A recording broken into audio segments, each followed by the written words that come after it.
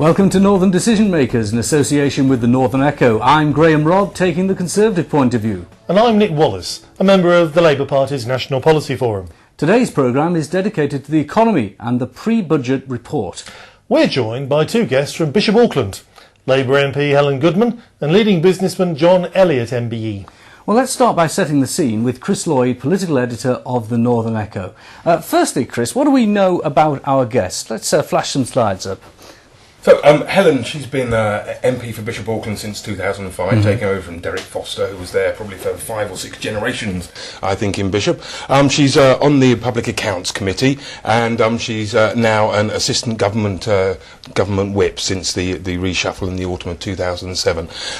Before that, she was deputy leader of the House of Commons, and I think her power in the party is that she's on the Gordon Brown side of the party. And before she was entered Parliament, if I remember rightly, she was a Treasury official, so she should still know quite a bit about the budget and so on. Yes, and let's hope we have a lot of people who know a lot about budgets and things at the moment. Our other guest is John Elliot. John Elliot, well, he is the white elephant man, isn't he? He is renowned across the world for having a big inflatable white elephant. That said, a North East Regional Assembly would be a white elephant, and hence 80% of the region agreed with him in the referendum 3 or 4 years ago. Chairman of North East says no.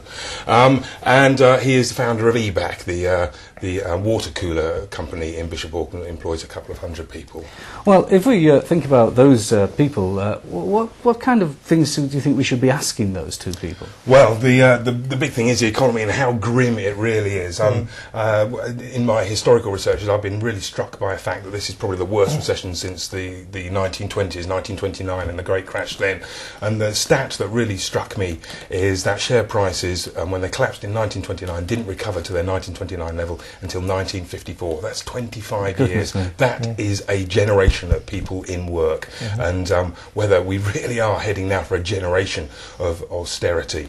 And the pre-budget report itself was absolutely fascinating. Whether VAT cutting 2.5%, 25p would really. Well, let's have a look at some slides about that. First of all, George Osborne with the Conservatives. You can see the Conservative tax bombshell idea of taking a return visit, and he says, look, in the end, all Labour chancellors run out of money. Yep, and that's what he had to say, rather childishly. But let's see what Alistair Darling had to say.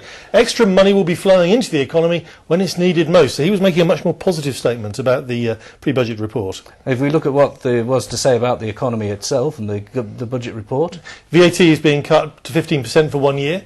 Spending on infrastructure and social housing is going to be increased. Small business finance scheme, benefit increases for pensioners and families.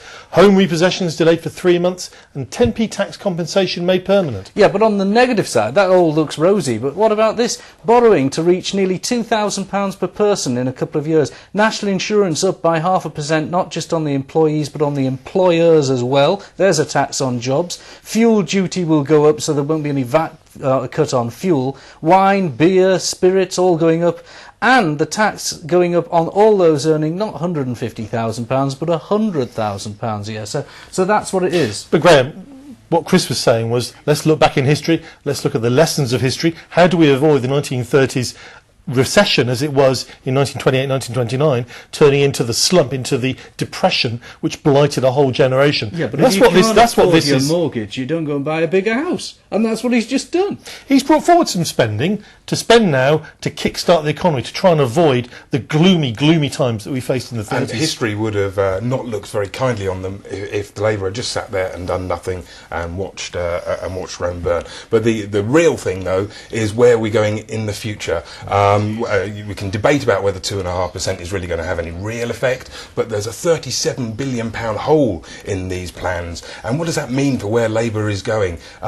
Is it, as the Sun said, the death of New Labour, in that once Labour was trying to tax everybody fairly, but now there does appear to be an attack on the wealthiest people. And once Labour was the party of real public spending, the one thing that Tony Blair did was he removed removed tax and spend as an issue from the last general election. People felt that taxes should go on to public spending. When Oliver Letwin said there would be £8 billion worth of tax cuts, he had to go into hiding for the Tories because that was such a no-no of an issue. But now Labour is going to, if they win the next election, will be the party that presides over £37 billion absolutely. Different times though, Chris. Different times. Very but different how are you times. going to sell the Labour Party, the party that built up these public services and the ones that is now going to run it down? Yeah, exactly. You're going to cut more than the cost of the army, Nick. That's what you're going to do if you get re-elected. One more quick question before we go to our guest then, and that is, what are the readers saying of the Northern Echo?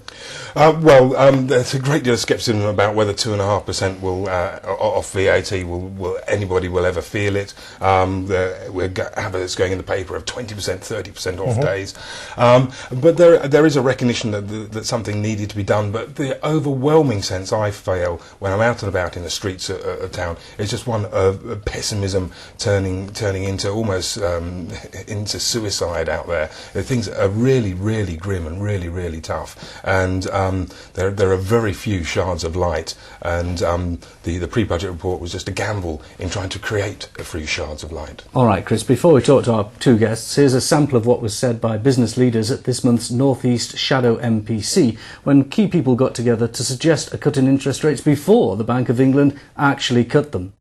I voted for a 1% cut because I think now is the time we need to do something fairly drastic to stimulate the economy, to stimulate people's confidence in the economy and people's confidence in employment, which then gives them the confidence to go and spend money, which then in turn makes everything start and happen again in the economy. Well, I voted for a 1% cut, and again, similar to last time, I just feel that the markets need some confidence, business needs some confidence, and I think a 1% cut would give people the confidence to start thinking about investing and growing their businesses again. I think for far too long we've had uncertainty, and I think that if the bank goes for a 1% cut, it will send a clear message out to the markets that actually people can be confident in planning for the future again.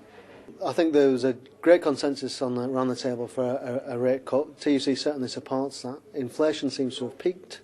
The major pressures are on the impending recession, how deep and how long that's going to last.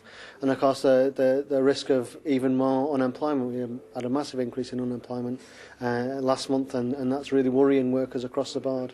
So I voted for a rate cut of 1%. I think industry needs a massive boost, and the Bank of England's got to take the lead in giving it that boost. Well, I voted for a 0.5% drop in interest rates because we do need a drop. I think inflation is behind us, but we've got to keep our powder dry. We've got to keep some more drops for the future. We can't do it all now. We've got to use it as a psychological point.